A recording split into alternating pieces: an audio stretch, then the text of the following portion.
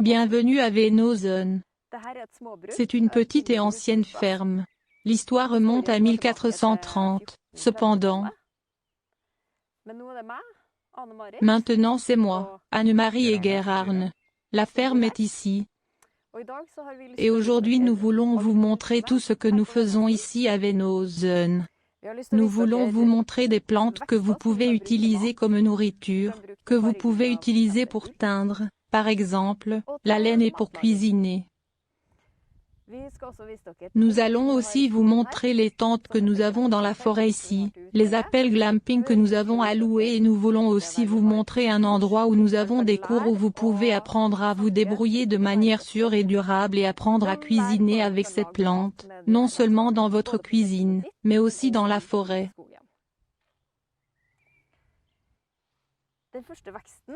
La première plante herbacée que nous pouvons voir n'est pas si loin. Ici, sur le bord du champ pousse une plante qui est assez commune ici en Norvège. Elle est appelée millefeuille et pousse dans la nature.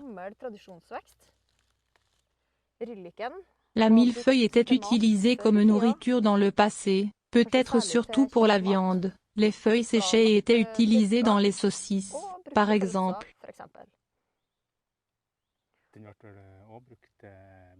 Elle était aussi utilisée pour les bières au mariage, n'est-ce pas? C'est vrai, ils ont aussi fait de la bière avec ça. Et ici vous voyez la fleur de la plante, vous pouvez l'utiliser un peu de la même façon, mais il a un goût beaucoup plus fort que les feuilles.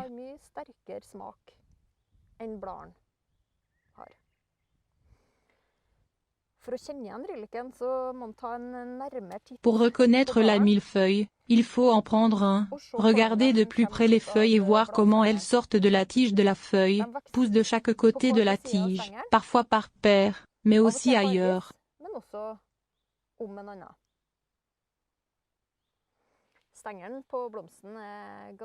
La tige est assez fibreuse et les fleurs sont dans un panier.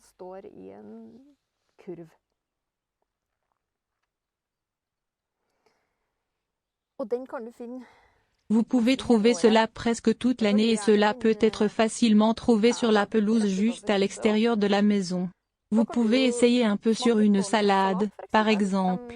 Les petites feuilles entièrement vertes sont mieux à utiliser pour cela.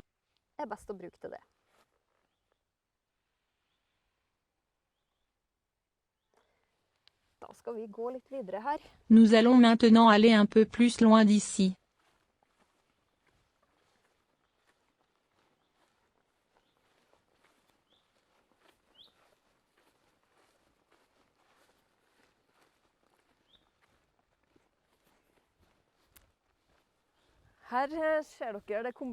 Ici vous voyez le poulailler combiné avec la serre que nous avons construit nous-mêmes. Nous avons construit la plupart avec des matériaux recyclés de nous. Nous achetons des objets utilisés, même en le trouvant, nous pensons que c'est une bonne façon d'utiliser les ressources et c'est incroyable ce que vous pouvez obtenir en regardant. Nous pensons que la pensée cyclique à Venosen et les poules sont une grande partie de celui-ci. Quand nous avons des poules, nous avons des œufs et nous avons aussi du compost pour le jardin que vous pouvez voir un peu plus loin ici. Et ceux qui restent ici avec nous au glamping peuvent aussi aller chercher un œuf le matin pour le petit déjeuner.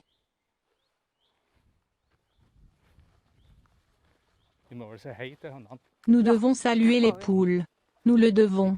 Non, elles se sont enfuies pour se cacher.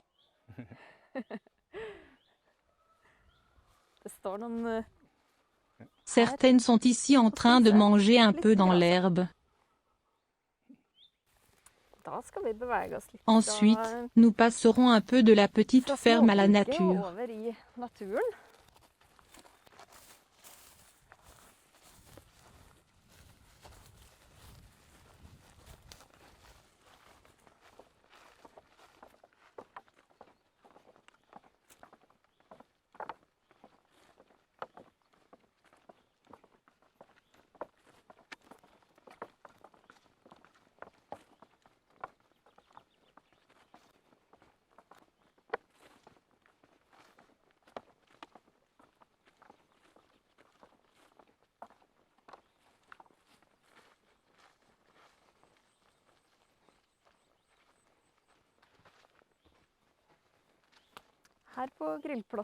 Ici, dans la zone de feu de camp, nous avons la plupart de nos cours.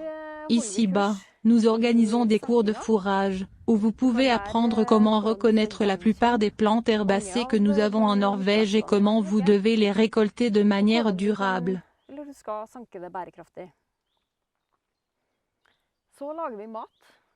Ensuite, nous cuisinons autour du feu de camp et vous pouvez le ramener à la maison dans votre cuisine, afin que vous puissiez cuisiner à la maison avec des plantes sauvages. Nous sommes impatients d'emmener des gens dans la nature et ici si vous êtes complètement silencieux maintenant. Alors, peut-être que vous pouvez entendre le son commun des oiseaux qui ont niché dans l'arbre et nourrissent les petits. Donc il y aura une très bonne ambiance ici éventuellement. Ensuite vous verrez une herbacée, qui est également liée au paysage culturel, mais comme vous pouvez également le trouver à la lisière de la forêt comme ici, aime le sol légèrement acide et donne conifères. Une croissance que beaucoup ont trouvée quand ils étaient petits, au moins je les ai mordus quand j'étais petite et ceci est appelé dans les livres rumex huileux, mais beaucoup le connaissent comme vinaigre.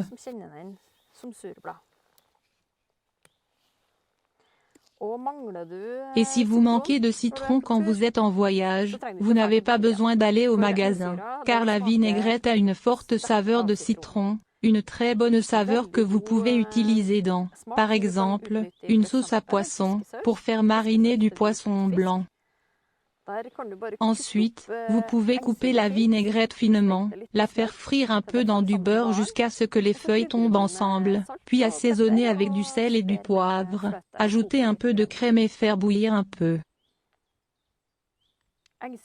La vinaigrette herbacée est très commune, elle pousse dans presque toute l'Europe. La vinaigrette peut également être utilisée pour la teinture et donne des tons verts et jaunes sur la laine.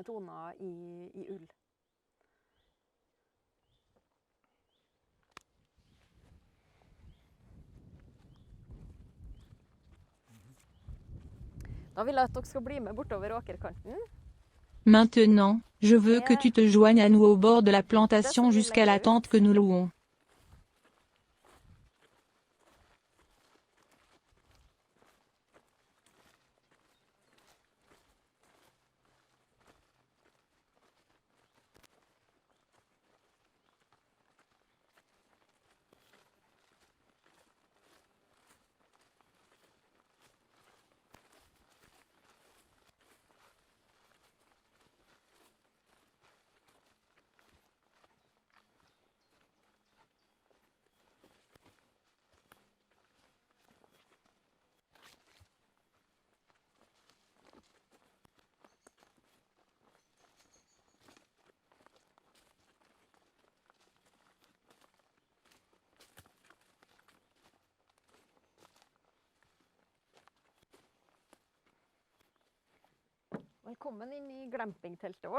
Bienvenue dans notre tente glamping.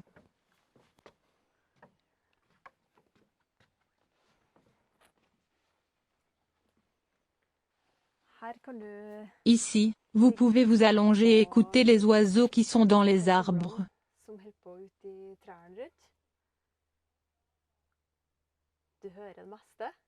Vous entendez la plupart d'entre eux et vous pouvez voir la lumière descendre à travers les cimes des arbres.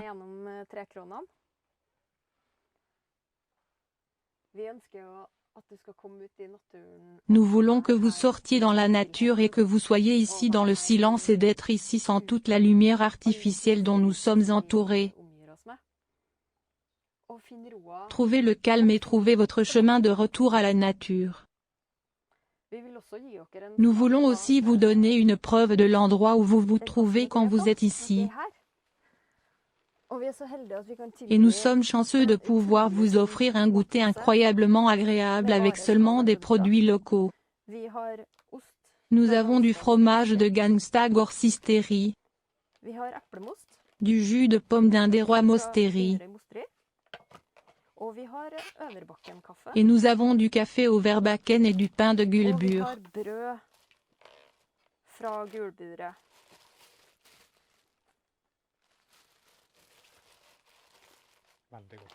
Exclamation inversée, très bon pain. Oui. Et puis il y a le chocolat. Oui. N'oublie pas le chocolat. Bien sûr, le chocolat vient de Sparbu, donc on l'a ramené de pas si loin de Björka. Den er fra Bjørka. Og utenfor her Et dehors ici vous voyez la forêt que nous finirons par extraire de plus en plus de sève de bouleau. som vi vil etter hvert tappe mer og mer bjørkesevje ifra.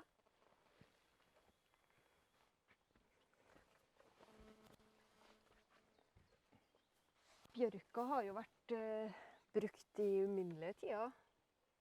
Le bouleau a été utilisé depuis des temps immémoriaux, de l'artisanat au récipient pour stocker le lait, la racine, l'écorce et les branches ont été utilisées et maintenant nous l'utilisons pour le sirop de sève de bouleau.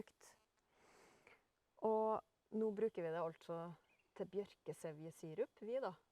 Vi koker inn, vi tapper bjørkesevje. Nous égouttons la sève de bouleau et le cuisons à feu doux et seulement avec les édulcorants trouvés dans la sève de bouleau pour en faire un sirop.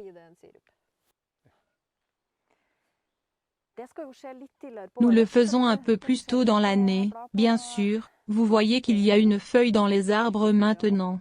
La sève de bouleau doit être drainée avant que les feuilles se reproduisent, c'est-à-dire, les petits, les bourgeons dans le bouleau. Mais il n'est pas trop tard pour faire des friandises sur ces branches de bouleau. Maintenant vous pouvez les ramasser comme elles sont. Et par exemple vous pouvez les hacher finement et les saupoudrer comme une espèce sur des pommes de terre. Alors, c'était le voyage auquel nous aimerions vous emmener et nous voulons vraiment vous rencontrer. Bienvenue.